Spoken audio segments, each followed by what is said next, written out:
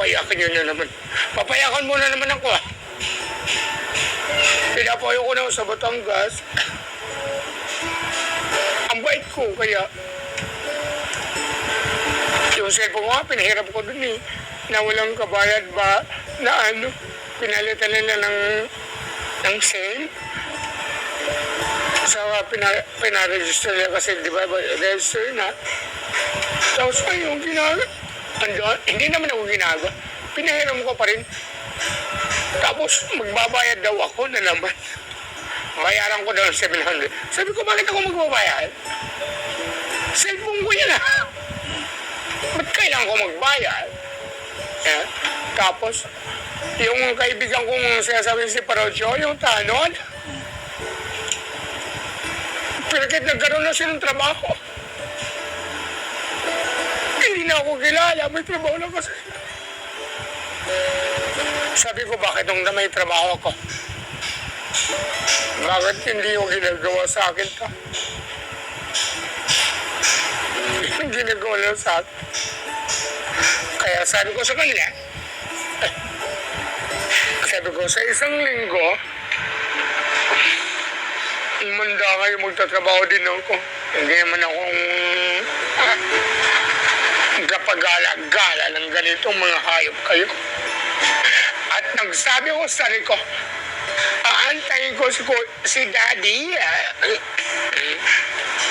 Parating, tutulungan ako na yan lang yung last. Ano yan, tandaan niyo yan.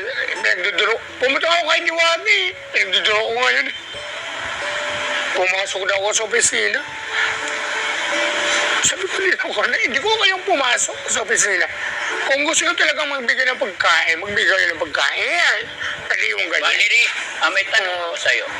Nung panahon na may pera kang 4.7M, ano yung feeling mo noon? Ano yung pakiramdam mo noon?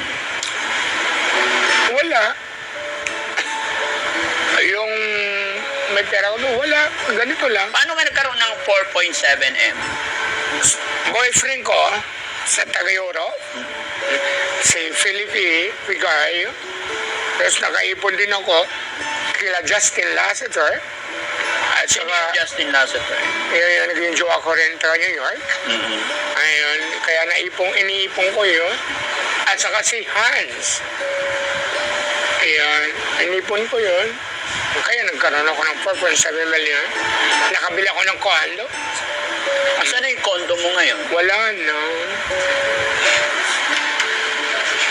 Wala na yung condo na nabili ko. Sayang no, kung ang pinili mo lang sana, lote, tapos pagawa ka ng bahay mo, until now may bahay ka sana.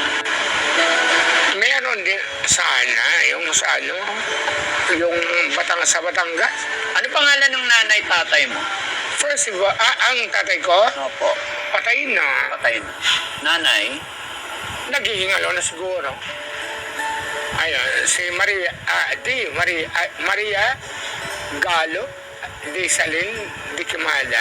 Ayun. Ngayon, anong nararamdaman mo na dating mayaman ka, Nasasaktan na. tapos ngayon walang-wala, tapos Ngayon? Oh, Yung nararamdaman. siyempre, ano yung nararamdaman mo, ano sinasabi mo sa sarili mo ngayon, pag naalala mo na nawala bigla yung pera mo, hindi. Sobrang sakit. Hindi masyadong, pero sobrang sakit talaga. Na nawala sa akin ang lahat. Nagpakamatay kaya ako. Dahil sa nawalan ako ng nagbilti ako, uminom ako ng mga gamot para mamatay lang ako. Kasi hindi ko matanggap talaga na naghihirap na ako. Yun yung pakiramdam ko.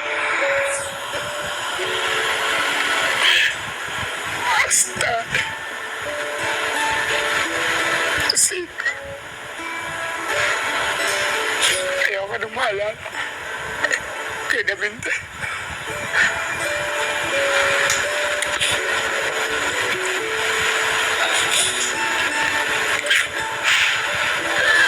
Yaman-yaman. Nasaan ako ngayon? Sa ginagawa.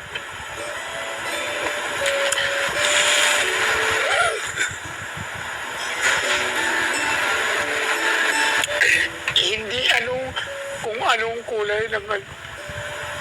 Hindi kung anong kulay ng ano. Yung sa puso. Yun yung kailangan. Hindi yung anong kulay ng itsura mo. Kung hindi yung itsura. Namimiss ko na maging mayaman ulit. Pero wala akong pera. Wala na akong may tutustusan. Ang taas ang pinag-aralan ko, kulinarya ko. Sabi ko yan,